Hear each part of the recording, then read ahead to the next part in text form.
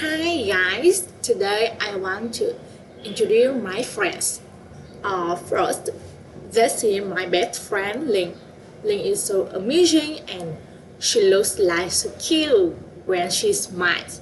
She always makes me happy and we are the best people in our class. I love her so much.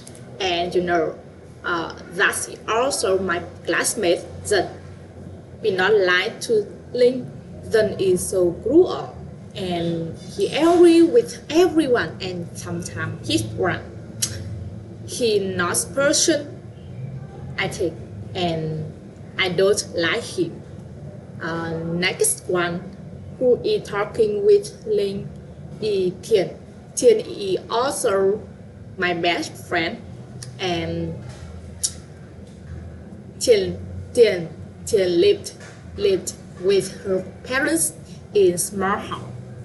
Her family is very poor, yes, very poor, but she is optimistic and she always completes her work in a timely and she is a pleasure to work with.